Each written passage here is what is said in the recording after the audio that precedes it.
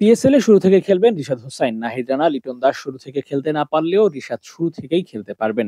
এমনকি তার মাঠে নামার সম্ভাব্য তারিখটাও চলে এসেছে। একমাত্র বাংলাদেশি হিসেবে টুর্নামেন্টের শুরু থেকে মাঠে নামার সুযোগ পাচ্ছেন এই লেগেই। বিবিএল এর পর পিএসএল এর মতো টপ ক্লাস টুর্নামেন্টে রিশাদ এবারই প্রথমবার মাঠে নামতে পারেন বিদেশের মাটিতে, আর তাও পাকিস্তানের পিএসএল এর মতো পেস বোলার অধ্যুষিত দেশে।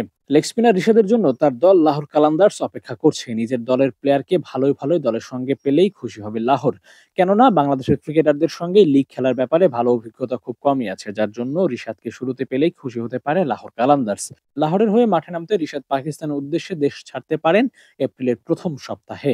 বাংলাদেশ দল যখন জিম্বাবুয়ে সিরিজের প্রস্তুতি নেবে, ঠিক তখন রিশাদ প্রিপেয়ার্ড হবেন পিএসএল খেলার জন্য।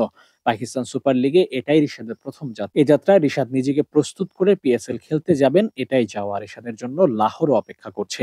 কোনো লিগে প্লেয়ার প্রাপ্তিতে বাংলাদেশিদের নিয়ে অভিযোগের শেষ নেই, তবে সেসব অভিযোগ থামিয়ে দিয়ে রিশাদ টুর্নামেন্টের প্রথম দিনেই মাঠে নামতে পারেন। পিএসএল শুরু 11 এপ্রিল বাংলাদেশ সময় রাত 9টায় শুরু হবে এই লিগ। এবার পিএসএল এ বাংলাদেশের ক্রিকেট ভক্তদের নজর একটু বেশিই থাকবে। শুরুর ম্যাচে তা আরো বেশি, কারণ 11 এপ্রিল মাঠে নামবে ইসলামাবাদ ইউনাইটেড ও লাহোর কালান্দার্স। সব ঠিক থাকলে এই ম্যাচেই পিএসএল এ ডেবু করতে পারেন রিশাদ হোসাইন।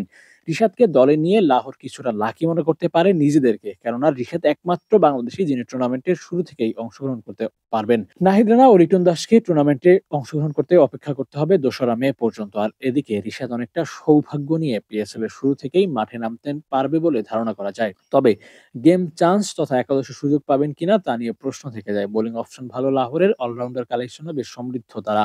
তাই একাদশে সুযোগ পাওয়া নিয়ে আশঙ্কা থাকতে পারে রিশাদের। তবে পারফরম্যান্স আর ইম্প্যাক্টের কথা বিবেচনা করলে রিশাদকে শুরু থেকেই খেলাতে পারে বোলিং এর সঙ্গে ব্যাটিংটাও বেশ ভালোই পারেন এই লেগি। শেষ দিকে তার ব্যাটিং দলকে ম্যাসিভ অ্যাডভান্টেজ এনে দেয়। জাতীয় দল ও ঘরোয়া লিগ সবখানেই রিশাদ তার ইম্প্যাক্ট শো করে চলছেন।